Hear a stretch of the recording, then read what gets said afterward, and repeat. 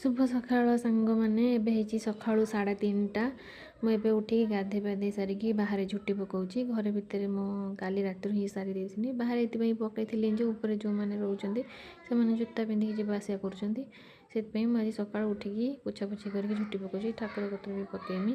ସେପଟେ ଗ୍ୟାସ୍ରେ ବି ଆଳୁ ଯୋଡ଼େଇଛି, ମୋ ଝିଅର ଫରମାଇଶ ଆଳୁ ପରଟା ନେଇକି ଯିବ ସ୍କୁଲ। ମୁଁ ଏବେ ମୋର ତ ପୂଜା ସରିଯାଇଛି, ଆପଣମାନଙ୍କର ବି ପୂଜା ସରିଯାଇଥିବ। ମୁଁ ଏବେ ଝିଅକୁ ଛାଡ଼ିକି ଆଇଲି ବାହାରେ ସ୍କୁଲ ଯିବ ବୋଲି। ଚାଲନ୍ତୁ ଦେଖିବା ମୁଁ କିଭଳି ପୂଜା କରିଛି। ଆମର ଏଇଟା ସେକେଣ୍ଡ ପାଳି ଗୁରୁବାର, କାହାର ବି ପ୍ରଥମ ପାଳି ହେଇଥିବ, କିନ୍ତୁ ଆମର ଆର ପାଳିରୁ ହିଁ ପ୍ରଥମ ପାଳିରୁ ମନେଇଛୁ। ଆମ ମାଆ ଯାହା କୁହନ୍ତି ଆମେ ସେୟା କରୁ।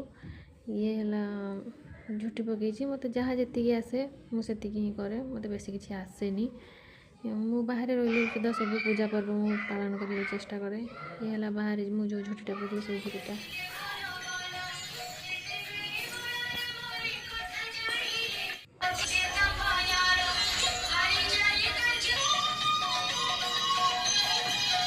ଘର ଭିତରେ ବର୍ତ୍ତମାନ ସନ୍ଧ୍ୟା ଦେଇ ସାରିକି ମୁଁ ଏବେ ବାହାରକୁ ଯାଉଛି ତୁଳସୀ ଚଉରାକୁ ସନ୍ଧ୍ୟା ଦେବି ବୋଲି।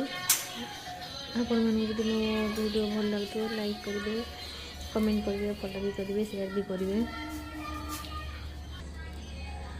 ମା ଲକ୍ଷ୍ମୀ ସମସ୍ତଙ୍କ ଉପରେ, ଆମ ସମସ୍ତଙ୍କ ଉପରେ ତାଙ୍କ କୃପା ଏଭଳି ରଖନ୍ତୁ। ସମସ୍ତେ ଭଲ ରୁହନ୍ତୁ, ସୁଖରେ ରୁହନ୍ତୁ।